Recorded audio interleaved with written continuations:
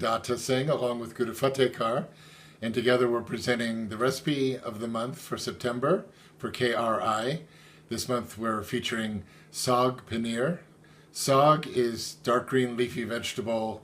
It can be mustard green, which is traditional. A lot of people use spinach. You can even use kale. But again, we actually used a combination of all three in our Saag Paneer because we had the chance to go to the co-op, and all the leafy vegetables are really beautiful this time of year. For the recipes, we try and focus on things that are coming into season, and the green leafy vegetables are definitely in their prime right now. Paneer is farmer's cheese. It's very simple to make, but you can get it at an Indian store, and it's very easy to digest. It doesn't have any rennet. It's not a hard cheese.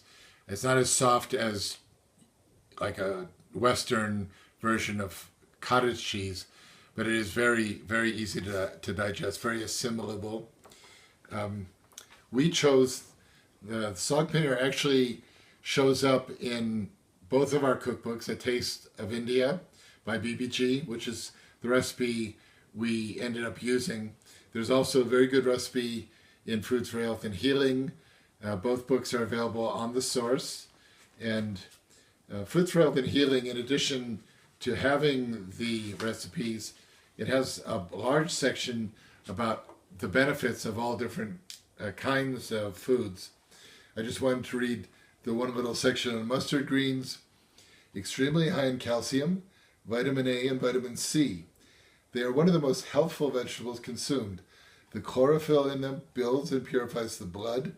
They are especially good when cooked together with ghee, paneer, spices, and herbs in the form of saag. And of course, that's what we have here.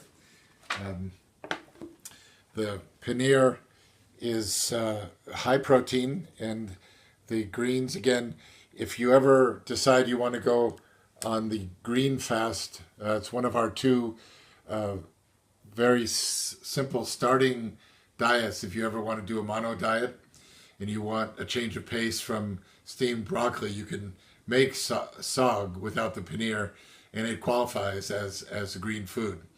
So it's delicious.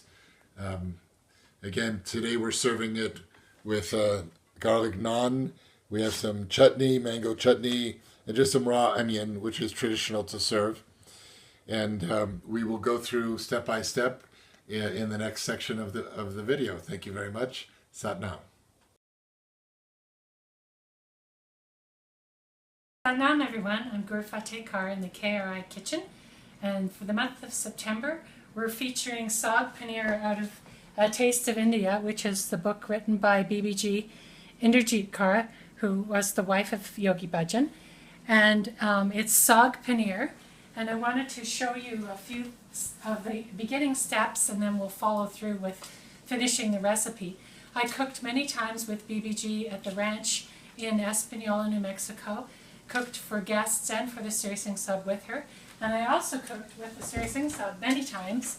And here's a picture of he and I cooking in Toronto. It was my 30th birthday, and we're actually making this dish, Saag Paneer. So I thought that was kind of cool. I would show you that. The first step of the video, of the recipe, is to saute the cubes of paneer. You can buy paneer already made in most Indian stores or ethnic stores. So there's 2 tablespoons of ghee. So you can see some of the sides are already turning brown. Once they're all nice and browned on each side, you just have to keep stirring it around. You're going to remove the ghee with a slotted spoon like this to let the ghee drip out, and put it in a separate bowl. And then you're going to use this pot for the rest of the recipe. So that's kind of handy, using just one pot instead of having lots of cleanup. The other thing I wanted to show you was how to remove the skin of a tomato. I've got water boiling, and handily enough there's still the little tops of the tomatoes. You plop in the tomato, and it only takes a few moments really for the skin to soften up and move away from the pulp of the tomato. And then it'll take about a minute. And once that's done, you can, if you can, just lift it up by the stem. That's handy. If not, use a spoon. Run it under cold water just on the sink, and then the skins will just slip off and you can chop them up for the recipe.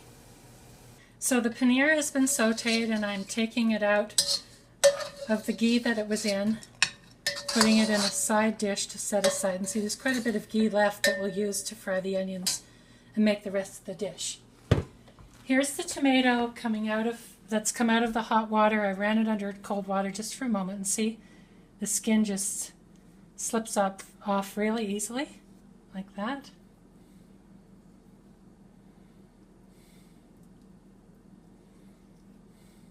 And then that will be ready to chop up. I'm using spinach for the recipe, that it calls for spinach. I'm also going to use mustard greens, which is also very traditional in the Punjab. And I'm going to throw in a few leaves of kale that I had that just need to be used up. I would suggest, if you're using fresh spinach, to just pick through it and snap off the big thick ends that might be kind of chewy. The smaller ones like that won't be a problem.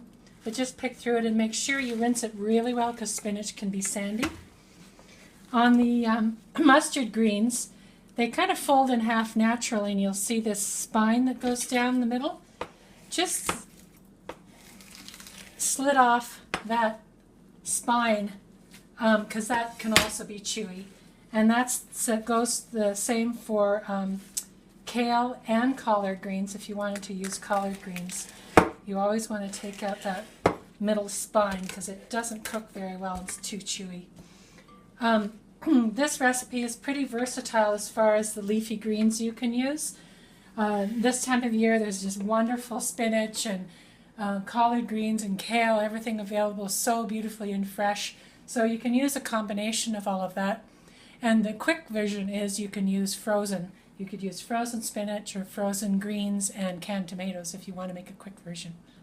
So I'm going to add another tablespoon of ghee to the pan where we fried the paneer. And then that's heating up. The onions go in there to start cooking. And the onions will probably take about 5 to 8 minutes. You want to get them nice and translucent and turning brown, and then the other ingredients get added. So while that cooks, I'm going to finish up chopping the greens. I wanted to show you a little technique. Those are the mustard greens where I've removed the stem. So I made a pile, and when you chop, you can just roll them up like this, not so unruly. And then it's easier to chop them this way, whole pile of them. You can do this with any of the collard or kales. It's kind of a nice little trick. And then since some of these will be long pieces, then you can just go sideways and make smaller cuts like that. And that should be good. I've got my spinach washed. I like to use a separate bowl just on the counter to throw your things you're not using in, so that you have an easy way to clean up. So I've added the greens to the onions, garlic, and ginger. This is the mustard greens, the spinach, and the kale. And you can see how it's cooking down. It was really right to the top of the pot when I started, and it's cooked down quite a bit. I'm stirring it around to make sure it doesn't stick, and the greens are getting nice and soft.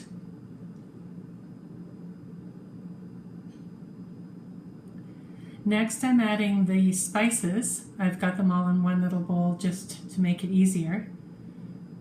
Stir that around into the greens. One of the ingredients is fresh nutmeg, and this is a little nutmeg ball, and I'm going to grate it on the nutmeg grater. You can get that at any kitchen store. It smells really good. It's about 1/8 of a teaspoon. It's very easy to grate in. And then you can save the rest of the little burr to use at another time. Here are the chopped tomatoes. When I was peeled them and chopped them, I found that the inner core was a little bit tough, so I ended up taking the inner core out. It just depends on the tomato that you're using. You might have to do that. Stir that in, add the half cup of cottage cheese. That'll make it nice and creamy. And stir that around.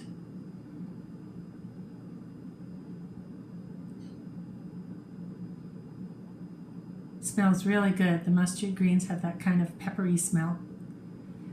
Here's the paneer. It's all been sauteed in the ghee.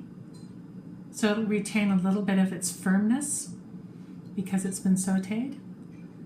Half a cup of water to allow it to cook all together without sticking. You want to make sure you stir everything in together. And the recipe says it'll cook in about 3 to 5 minutes, but I think it's going to take a little bit longer with the mustard greens and the kale. It's a little bit longer cooking time than just all spinach, so you'll just have to gauge it. The greens should be really, really tender, almost mushy. And there you have it.